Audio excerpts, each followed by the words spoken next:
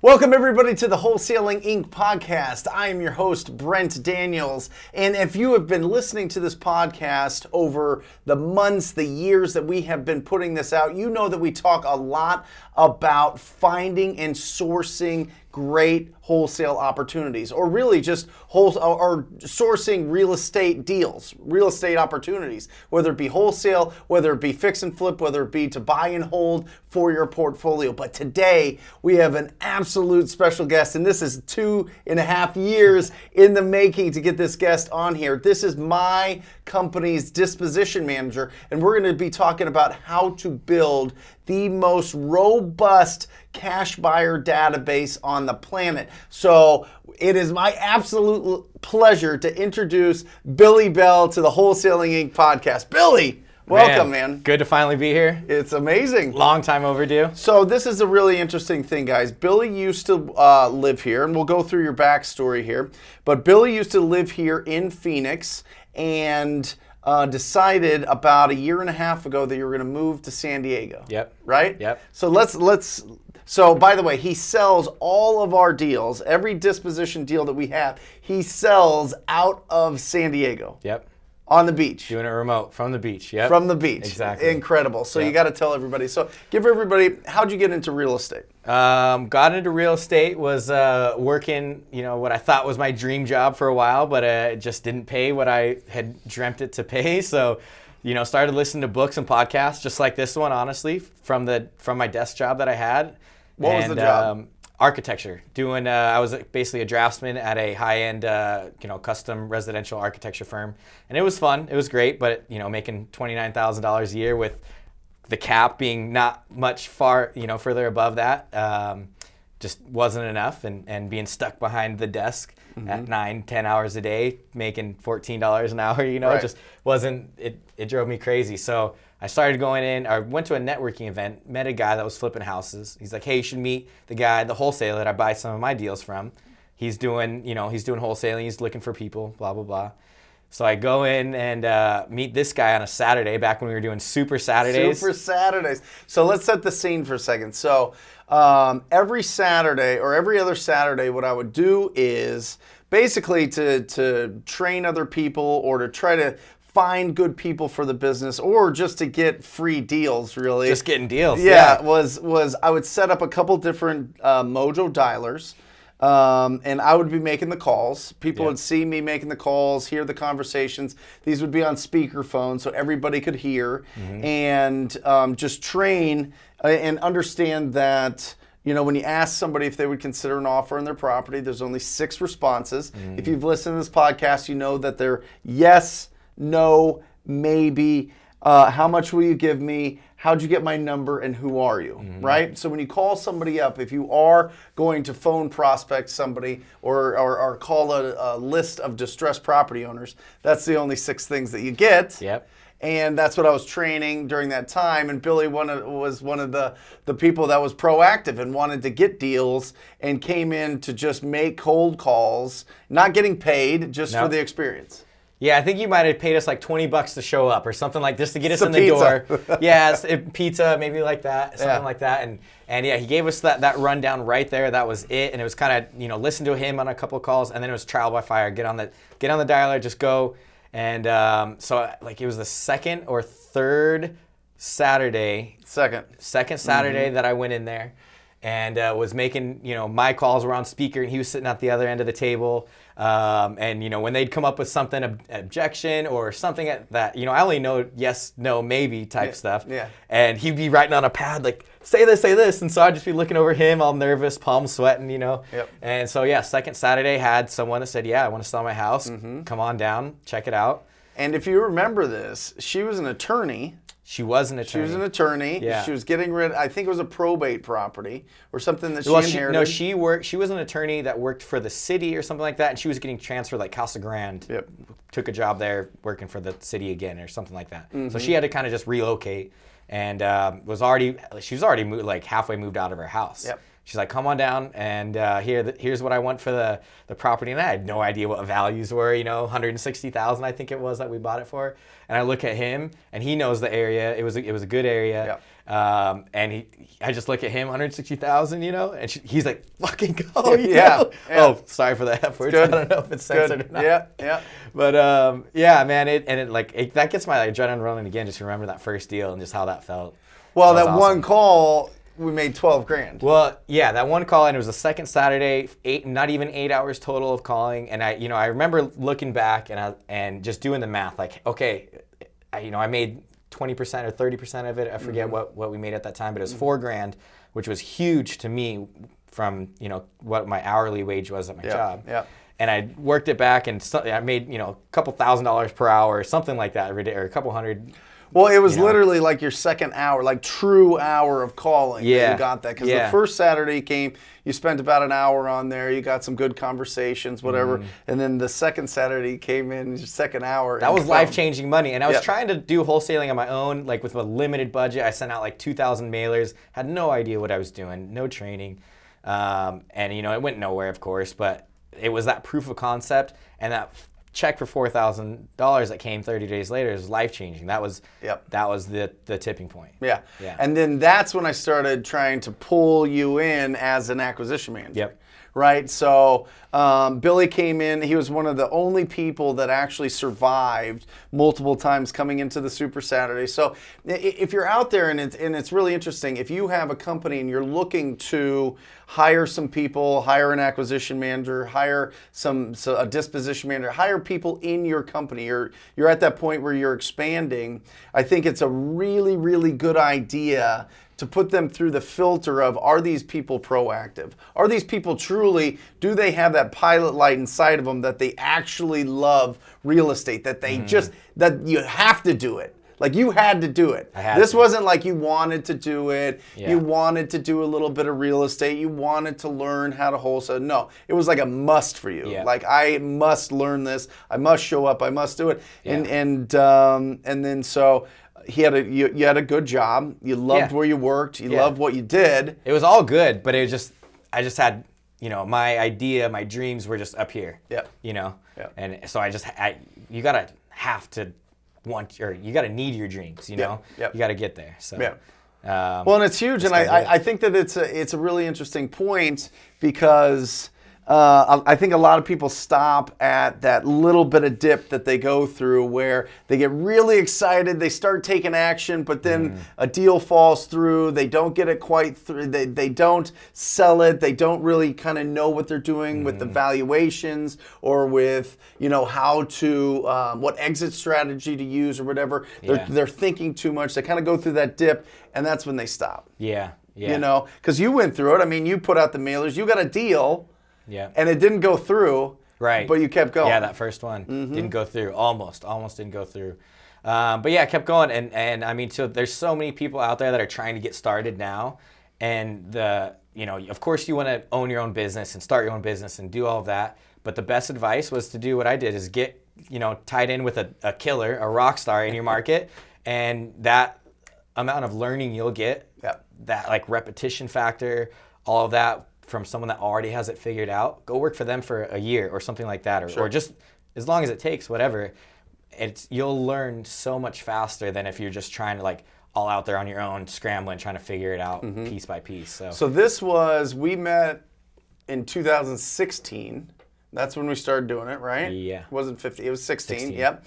And then you became an acquisition manager, you got out of the job. Yep. And you did acquisitions. For like a year and a half. You kind of liked it. Yeah. Not really. It was good. I you learned a lot. You made money, right? And learning, But then really your true talents lie in disposition. Yeah. And just for everybody out there watching and listening, if you're listening to this is the first time we're shooting this in the TTP podcast studio. So you got to check this out on Brent Daniels Real Estate on YouTube. So definitely check it all out. It's going to be good to see faces on this. But you had a talent for having just like ice water in your veins, right? Yeah. Which I didn't. Yeah.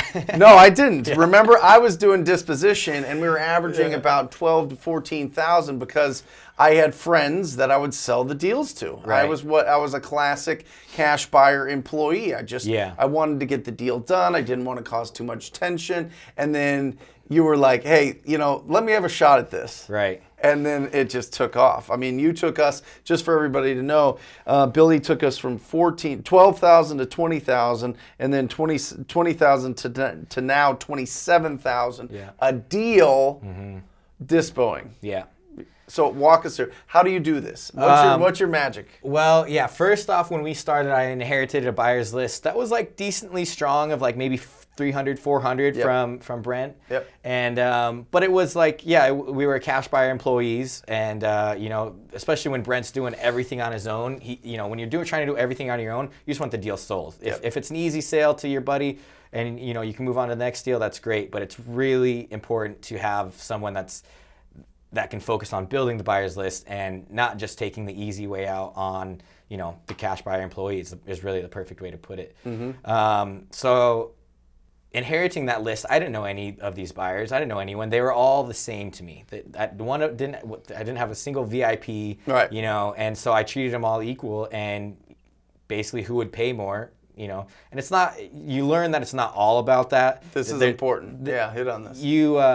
So I mean, after a while, you learn about, you can kind of judge it. And that's how I did. I had no, way to know without, just doing it.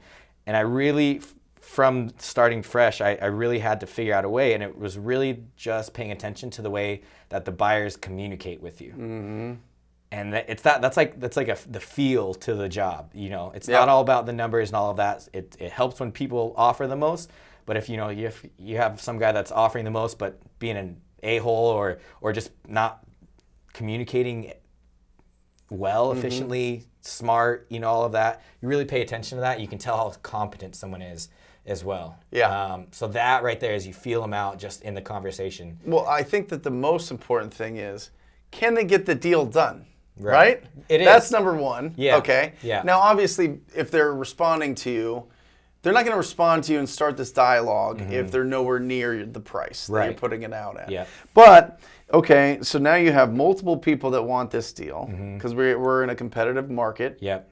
You've got people that are pretty close on price with each other. Yep. People are all willing to put $5,000 non-refundable down. Yep. So you make the decision on who to select based on the way that they're communicating. Their communication style and ability, basically. So if you're listening to this or watching this and you're one of those guys that are buying a lot of these deals, take the hint. Yeah. Make it easy and just be professional, straightforward, know your stuff. If you're going to make an offer, then know that that's your offer and be consistent, all of that, and just communicate well. Like I've had guys that wouldn't just be short off the bat or be over the top. It's all a balance. Well, some people try to big dog you, or try to bully it. Yeah, that was a big thing. And the guy, especially inheriting it from Brent, all the guys that were buddy with Brent, and it's just expected us to give him a deal. Yeah. $6,000, $10,000 under what we should. Yep. Just because they're buddies or whatever, they try to, hey, wait, who are you? Just give me the deal, blah, blah, blah. And I'd get the texts. Yeah. What's wrong with this Billy kid? Does he know who I am? Yeah. All this other thing. So I'm out on the other side. But I think that that's an interesting transition. If you are going from, selling your deals to the same people and you're looking to get more per deal, then you got to go through that transition. You got to go through that fire a little bit that says, hey, listen, guys, I can't give you these deals at these same prices anymore. I got to make more on these. There's more meat on this bone. If you want them, and what we found out was we still sold to the same people. They just paid more.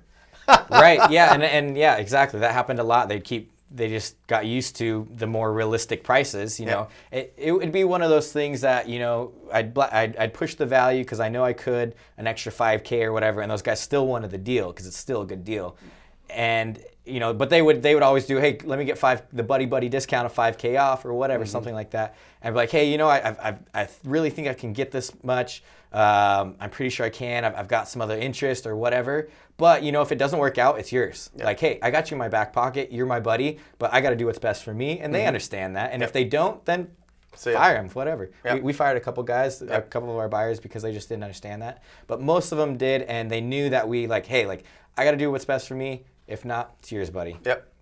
And I think that you can have that position if you have enough buyers. Of course. Right? Yeah. If you don't have enough buyers, you're kind of stuck. It's the only asset in this business is your buyers list. I love that. Yeah. I love it. It really is. True asset. I know it. So here's the thing. So we went from 300 and you got us up to like 8,000 in like 6 weeks. Yeah. Right? I mean, it was quick. Yeah. And that was just all really built on you communicating with some guys in town here and trading up the list. I talk about this a lot. People don't really, some people get it, some people don't. Some people are really like, I can't ask somebody for their buyer's list. It's sacred. Offer some value back. I had helped one of the guys in town because we were the only cold callers back in the day. The only people that cold called. So I helped a buddy kind of get his operation cold calling. So it was that, and without expecting anything in return. And this was while I was still cold calling and acquisitions and all of that. When I stepped into dispositions, he's like, hey, here you go. Let me hook you up and whatever. And then, traded with a couple of other people and just that it's exponential. When you double your list, say you have 300 buyers, someone else has, it doesn't matter how much they have. They can have 1,000, 10,000 buyers. Like, hey, give me your top 300. Yeah. And I'll give you all my 300 or whatever. Work out deal like that. Boom. You just doubled your list in 1 second. And then now you have 600. You can go to the next guy. Hey, let me get your top 600. Boom. You have 1,200. In literally the same day, you can have quadruple your list. I love it. Are you listening to this, guys? Seriously, this is not, there is not some secret master buyer list that one person has that nobody else has. These buyers are not exclusive to you. They're going out everywhere talking to everybody, okay? So don't think that somebody's not willing to trade. No, some people won't. Some people won't trade their list, and I totally get it. You were saying it's a big asset. Yeah. You know what I mean? And some people don't want to do it because they've spent a lot of money building up that asset, which is fine. But find people that are kind of in the area that you are. Go networking, make buddies. Yep. Work your way in. Offer them something else. Do what it takes, because that's the most important thing. What about realtors? Realtors are tough because they're slow. They can be great buyers, or their clients can be great buyers because they can pay more. However, a lot of their buyers are trying to go conventional and need, all of that. It's a good way if it's a solid realtor that has a solid client, or maybe some of them have cash clients, then great, that's even better. I haven't had, people do have great luck with them. Maybe it's market specific, I don't know. I haven't had the best luck with them because I've, bought realtor lists or whatever and blasted out, but they're just a lot slower, whereas, and especially now that I have thousands of buyers on my list, I've got guys that I got a feeding frenzy.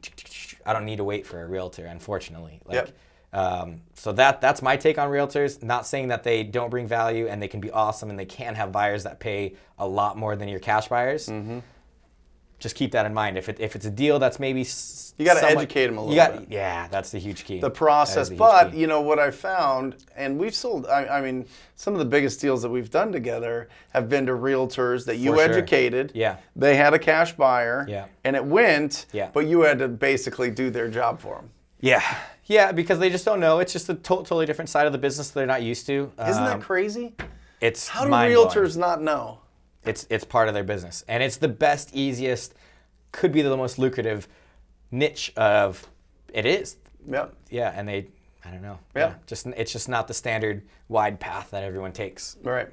Yeah. So that's all it is. I interviewed Templeton Walker, who's done 300 deals in the last 2 years from realtors. And it's just referrals because they don't know what to do with them. Right. I mean, it's incredible. Yeah. Yeah, I mean, it's all education. It really is. Yep. Building relationships and educating them, and that's how it goes. Yeah. Yeah.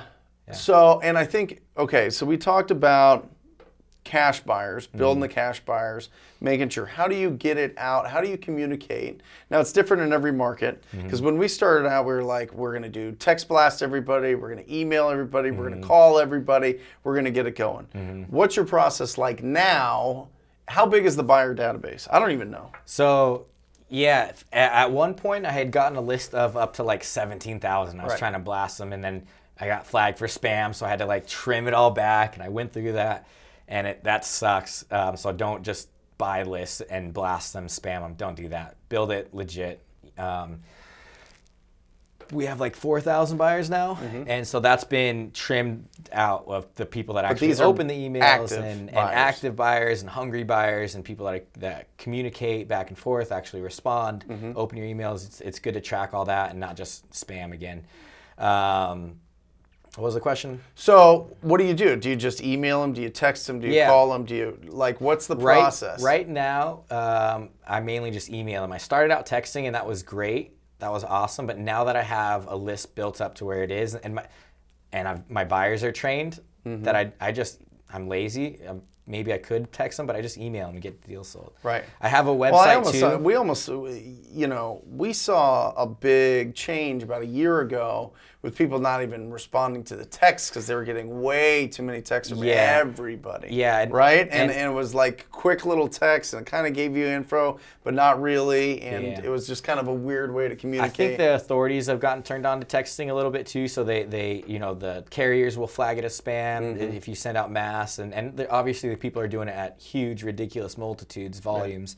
Right. But I ran into that issue where they just weren't getting delivered, or they were maybe just getting, flooded with text, so the response just dropped for me. So I just went back to, and I didn't mean to like stop it. I was just like, all right, that's not working anymore. Let me find maybe a new platform. Like we were using Scipio. Let me find something else that worked. And I just never got around to it, kind of because I didn't need to, because the list had been built up enough. My buyers have been trained enough to just be Johnny on the spot on the emails and all of that. I have a website that I'll do a listing to, and the email will have a link to the website listing where it has all the details and photo album.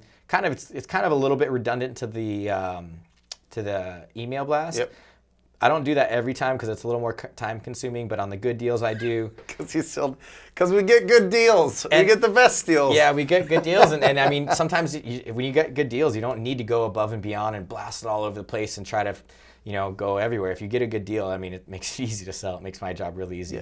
Yeah. But the website is nice to have, so you have a presence, and it shows the deals you do. It shows that you do good deals. It has a sign-up form for a new buyer, so it's easy. Hey, go to bellrei.com, boom, sign up there. You're automatically on the list. Awesome. And so that streamlines more buyers and kind of gives you a little bit of a, reputation if you have that up there. So awesome.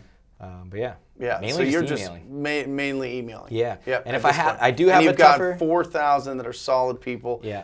Do you know about how many people percentage open them? Yeah, anywhere between like 23 on the low end to like 31% open rate. That's crazy. Yeah. That's crazy. Yeah, it's pretty good. That's a solid list. But you trimmed it back because you were looking at people that had never opened emails or never, you know what I mean? Yeah. And you got rid of all those people. Yeah. Right. Yeah. Yeah. And then so just to explain the relationship for everybody listening and watching between Billy and myself, so and the company is when we get a lead, so we cold call or we text blast, and we get a lead in, and then it goes into our Investor Fuse Podio. Yep. And then once it gets, the acquisition managers will follow up with it to the point where they need to get a price or they have a price, and then they send it to you. Yep. Right? Yep. They put a task for you, you look at it, you comp it, you make sure that we're not crazy, you give them a price, and then that's what we go after. Right. So that's the process that we use. So Billy's day truly is a lot of comping. A lot of comping. And then transaction coordination, selling, but a lot of it, time is probably 60% comping. Right. I would say. Well, and you're a master in Maricopa County and knowing what things will sell for. And here's the thing. The acquisition managers truly get a little bit frustrated because Billy loves huge deals. Billy loves huge deals. So he's always going to anchor super low. So it's always a little bit of a balancing act, knowing what we can offer and what truly is the MAO, the max allowable offer. Yeah. But you always anchor low so that we get really big deals. But just to let you guys know, listen, Billy is, if you are in the Phoenix area and you need some help either comping your properties or selling them, people can reach out to you, right? Yeah. A ton of your students and a ton of people This is not an exclusive relationship. Billy is a business in himself. Okay, but I mean, we were working together. We've been working together really, really, really strongly over the last 3 years. But you've got the opportunity. You can sell properties, and you're ready to sell properties. I do it all the time. And you work with a lot of the TTP family members that are here in Phoenix. It's awesome. Yeah, I regularly wholesale for about 5 guys in the Phoenix market, whether they're TTP family members, previous acquisitions managers that have started their own business and are killing it, and I love it, and they're doing consistent deals. Shout out to Natasha. Yeah, problem with my business is they come into my business and then I hire superstars, so they superstars. And her twin sister Allie too sometimes. Yeah, superstars go out and do their thing. So that's right. Entrepreneurs at heart, which is outstanding, and that goes to anybody that's like, well, I'm gonna have my people sign our business prenup, which is like a non-compete. Come on.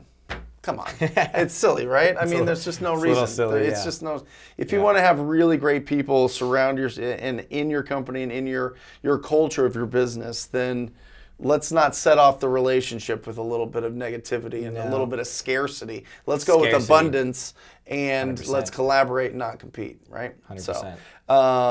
So yeah, anybody, how can people reach out to you if they want to work with you here in Phoenix, or just ask you about disposition? Because there's going to be a lot of people that maybe have some other questions. Yeah, my email is billy@bellrei.com. You can hit me up there. My website is bellrei.com if you want to check that out, kind of see some of the deals and how our listings look and how that's kind of, styled out, the buyer sign up, all that's there. It's pretty cool. But yeah, hit me up on my email. Send me some deals. Let's sell some deals together. It would be really fun. I love working with new guys because, there's a lot of big guys in town that will sell deals and dispo and all of that.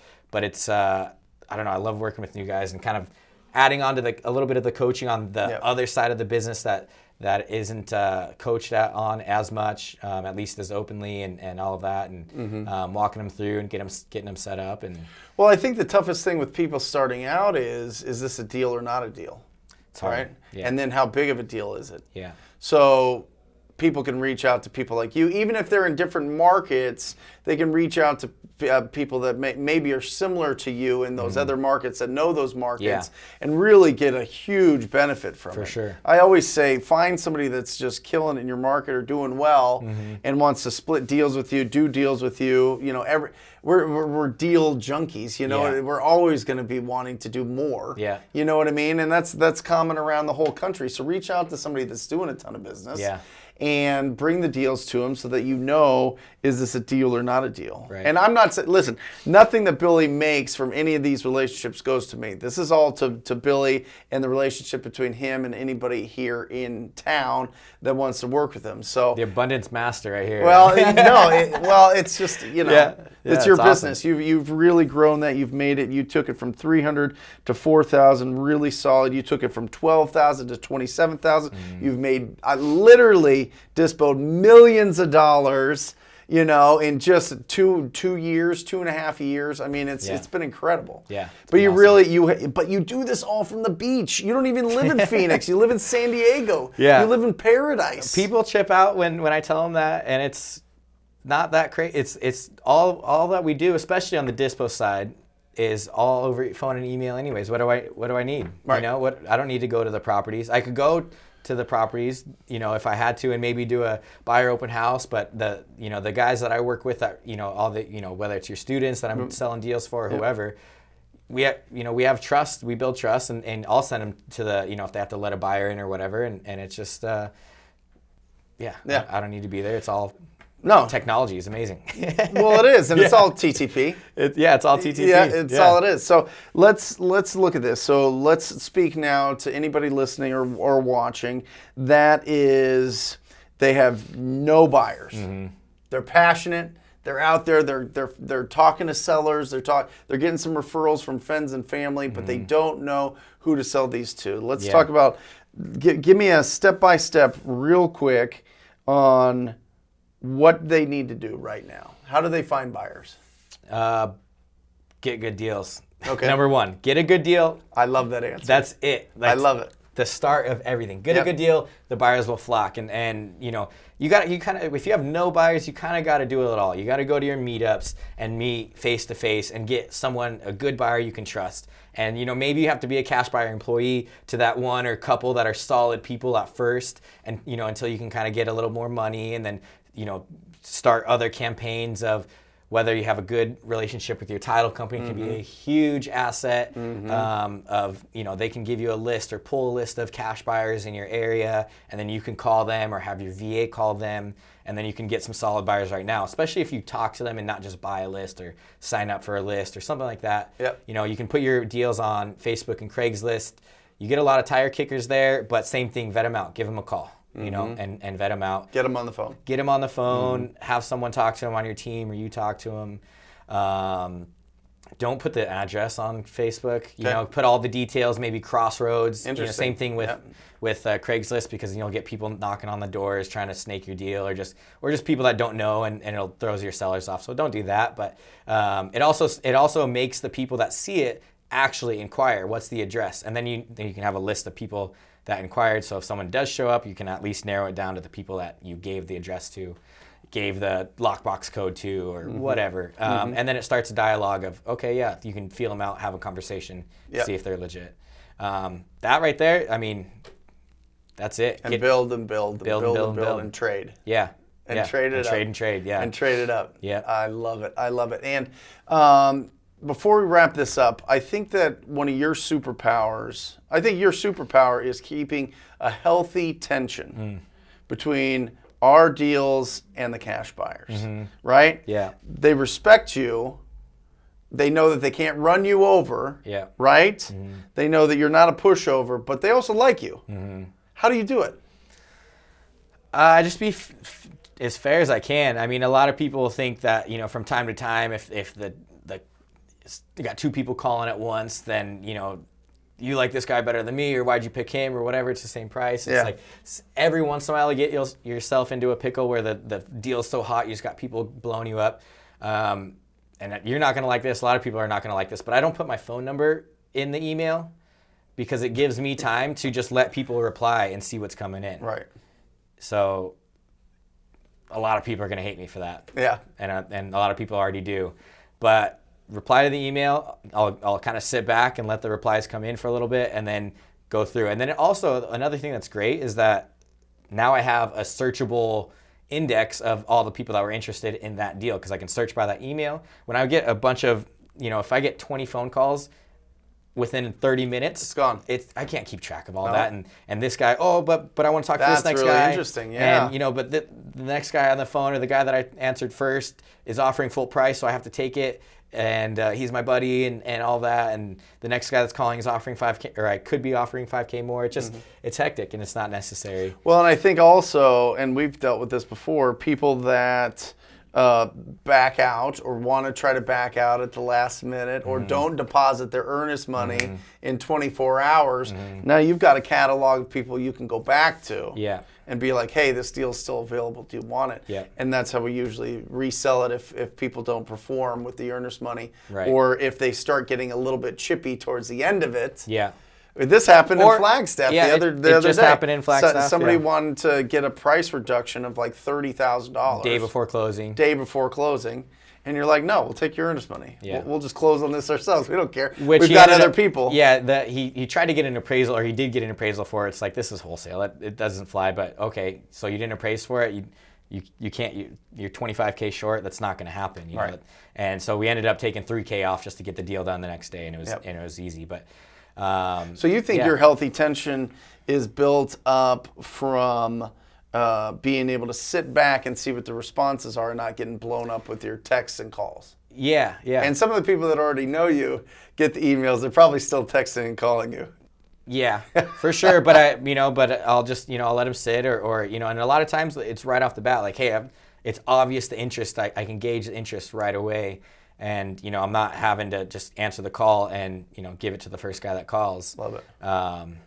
And a lot of times, if it's that easy just to call you, hey, I'll take it, okay, and then they don't come through with the earnest money or whatever, it just gives you time to, again, communicate with them back and forth. It's not just hey, quick, I'll take it. gives you that chance to feel them out and if they're legit or not. Let me put you on the spot with something. Okay. And it's something that we don't do. Maybe we should do, but let me get your thoughts on it. Okay. A lot of people talk about doing open houses. Get everybody there at the same time, get the thing bid up, and sell the properties that way. What's your thoughts? I think I have a strong enough list now that it's not necessary. Yeah. You know, I don't have to blast out, be here at this time. Like, I have the open house in my inbox, in a way. It's crazy. Guys, percentage-wise, how many people put their earnest money in sight unseen on these properties? Most. 90%? Yeah, and I mean, that's kind of a Phoenix thing as well. So that can be market specific, but it's also that's that healthy tension. It's being honest to your buyers. So our acquisitions managers, they go take photos of, they've been to the properties. They know if there's a hole through the ceiling or whatever. Take a ton of pictures. We tell and we show everything. We get the big ticket items here in Arizona. Our houses are simple. The big ticket items are roof and AC. There's not a whole lot of pool equipment. Pool is another big ticket item. So I try to get that up front. Those are going to be the things that can sway a deal, left or right. But so we try to get as much of that big stuff out of the way up front and communicate that in our blasts, and I underwrite them knowing that, or at least having a good idea, best idea possible with that. So we know that from the beginning. And I mean, I have an open house in the inbox, more or less. Love it. On a good deal. If it's a tighter deal and you're really trying to do it, then you can say open house, and a lot of times you can get it on the spot. But when I have people lining up in the inbox, it's just, hey, got a lot of interest on this. We're gonna make a decision at the end of the day. Let me know your best. Yep. We're not gonna. That's the other thing, is I don't like bidding wars back and forth and playing guys against each other. I don't like that. If I do have a lot of interest where I could start a bidding war, I just be like, hey, we got a lot of interest. 5 p.m. we're making a decision. Just let me know your best. Love it. Yeah. Love it. Dude, you're the best. And I don't get him in here because he lives in San Diego and he never wants to come to Phoenix except for when it gets a little bit cooler outside. Finally cooled down here. Finally cooled down here. Coming into town. This is awesome, man. Well, so much value. So again, Billy at bellrei.com if you want to reach out to him, if you have some questions about building up your cash buyer database, and especially if you're living here and working here in Phoenix, if you need some help comping properties or dispoing your properties, this is the guy. Yeah. So you get a hot lead. I love comping. So if you get a hot lead that you're setting up an appointment or whatever, send it over. I'll help you out. We'll get it locked in at the right price that we know we can make a big rip on. Love it.